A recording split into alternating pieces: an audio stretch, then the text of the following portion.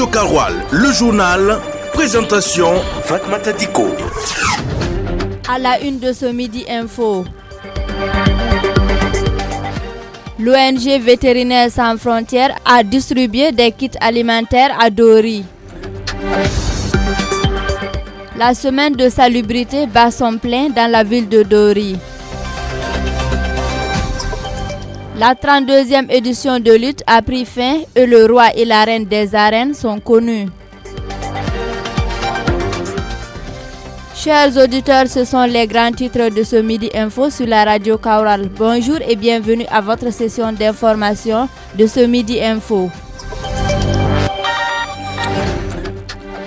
On ouvre ce 12h30 dans la ville de Dori le lundi 19 mai 2025 devant autorités partenaires et bénéficiaires. L'ONG Vétérinaires sans frontières VSF a procédé à la distribution de 50 kits alimentaires à son siège à Dori au profit des personnes réfugiées, des déplacés internes ainsi que des hautes nécessités. Le reportage de Aruna Maïga avec la voix de Alexis Palais. Cette distribution de produits de première nécessité se tient dans le cadre du projet d'assistance multisectorielle renforcé au profit des personnes affectées par des crises complexes sur Dori. L'objectif recherché par la présente distribution avec Alexis Ouedraogo, le chargé du projet NAFA. La distribution des kits alimentaires vise vraiment à renforcer vraiment l'assistance alimentaire des personnes vulnérables, les PDI hôtes et réfugiés dans la commune de Dori. Cette distribution va concerner au total 240 personnes, issues des populations hôtes, des réfugiés et des personnes déplacées internes. Présent à la cérémonie de remise, l'autorité communale n'a pas manqué de manifester sa reconnaissance envers Vétérinaires sans frontières et ses partenaires. Bourema Diko, premier vice-président de la délégation spéciale de la commune de Dori. Il faut dire que je suis très ravi. Je suis ravi, mais je ne suis pas étonné, puisque ce n'est pas la première fois que VSF offre d'énormes cadeaux à la population, et surtout à la population cible, qui est vraiment les personnes à besoins spécifiques. Je les félicite et tous ceux qui ont contribué pour que vraiment cette action puisse voir jour. Je souhaite également que ce soit un exemple pour les autres partenaires. À entendre Alexis Ouedraogo, les kits alimentaires distribués respectent le panier minimum en termes d'assistance humanitaire pour les ménages de par leur composition. Donc il y aura 3 rounds de distribution et chaque bénéficiaire va recevoir un kit alimentaire composé d'un sac de 50 kg de riz, 5 litres d'huile, 12,5 kg de niébé, 1 kg de sucre, 1 kg de sel, 2 kg de lait en poudre et 3 kg de dattes séchées. Les bénéficiaires, par la voix de Oureita Diko, ont manifesté leur gratitude par les prières et remerciements. Il n'y a pas ce que nous n'avons pas eu. Nous avons eu du haricot, nous avons eu du riz, de l'huile. Donc nous remercions tous ceux-là qui ont aidé à ce que nous ayons ce vivre. Que Dieu les bénisse.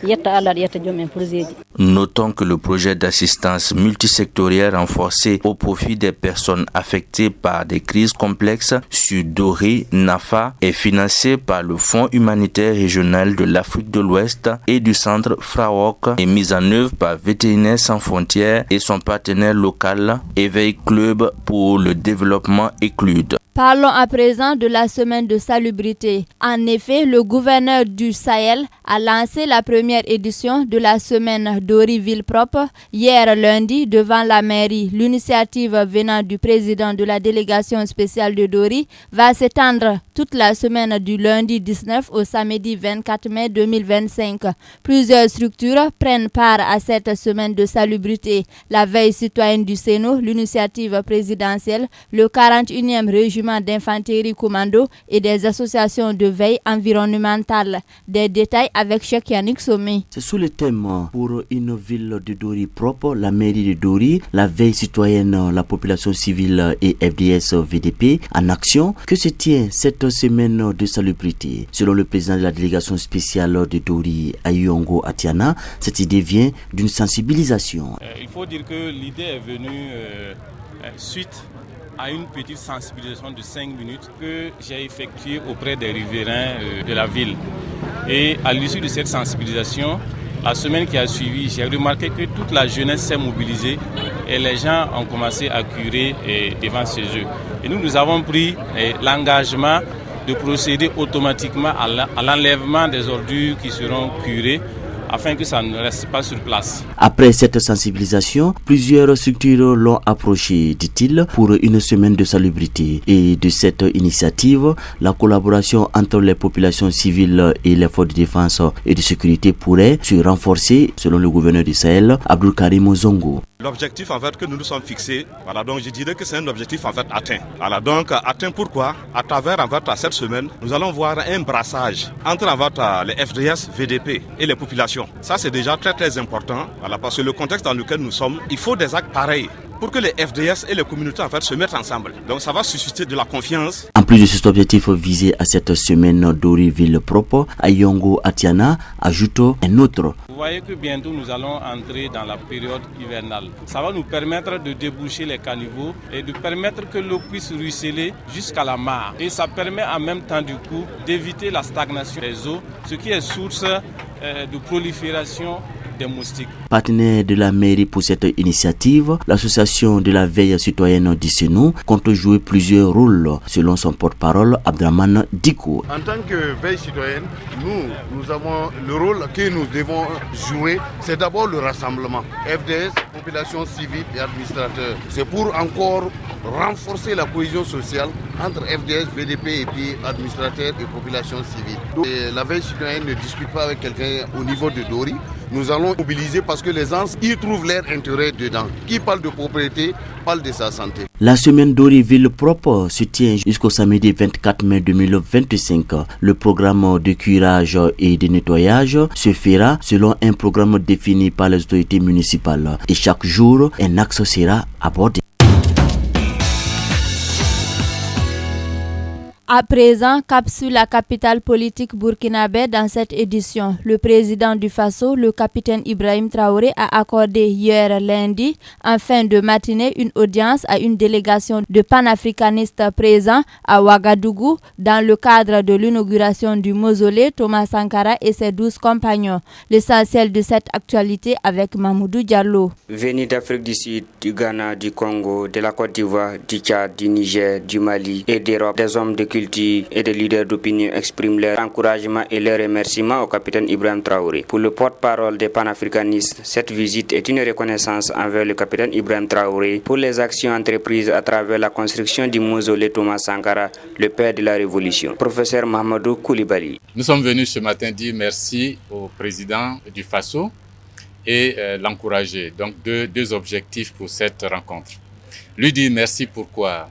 Parce que d'une part, il a réhabilité un citoyen africain nommé Thomas Sankara, qui a été président de ce pays, pour lequel il a donné un coup d'accélérateur au mémorial en lançant déjà la réalisation du mausolée. Le professeur Koulibaly traduit également la reconnaissance de sa délégation au président du Faso pour l'honneur et les hommages rendus à l'ancien président du Ghana, président Jerry Rawlings. Nous lui avons dit merci aussi au nom des Africains qui ont beaucoup de respect et d'admiration pour le président Jerry Rawlings, le défunt président Jerry Rawlings, qui, par le biais du président du Faso, désormais donne son nom à une des rues de Ouagadougou.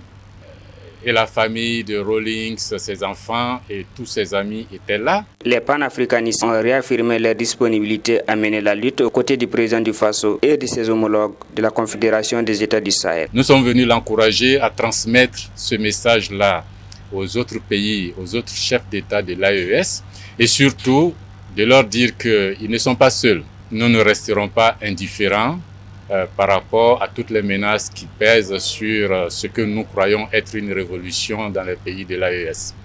De transmettre aux autres chefs d'État qu'il y a de nombreuses personnes en Afrique, des jeunes, des intellectuels, des cinéastes, des hommes de culture et des hommes d'action qui sur le continent sont à la disposition de cette dynamique. L'inauguration du mausolée Thomas Sankara a aussi été l'occasion de reconnaître le mérite de nombreux panafricanistes, tels que Nathalie Yam, qui a été même élevée au rang de chevalier de l'ordre des étalons.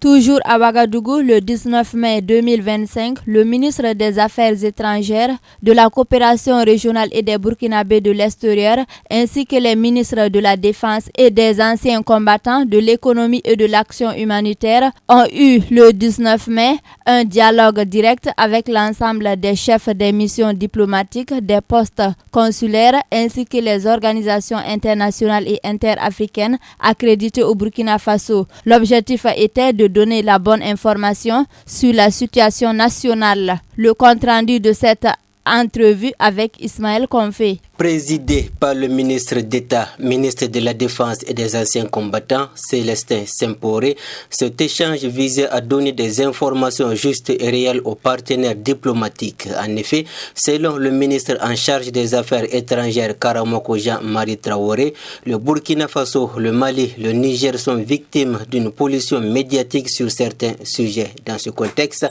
il est impérieux pour ceux qui détiennent la vraie information, rencontrent les diplomates et les représentants afin de leur faire part de ces informations qui pourraient orienter les choix des diplomates dans le renforcement de la coopération avec le Burkina Faso, car, selon le général de brigade Célestin Semporé, la désinformation dont est victime les pays membres de l'Alliance des États du Sahel n'ont d'autre objectif que de saper les efforts engagés dans la lutte contre le terrorisme. Tout en saluant ce cadre de dialogue, le corps diplomatique par la voix de l'ambassadeur du Royaume du Maroc, Youssef Slaoui, a salué cette volonté du gouvernement burkinabé, car cet échange quatrième du genre qui s'est déroulé à huis clos témoigne de l'esprit d'ouverture, de dialogue des autorités burkinabées, ce qui renforcera la confiance entre autorités burkinabées et le monde diplomatique. Foot, basket, handball, judo, cyclisme, le sport.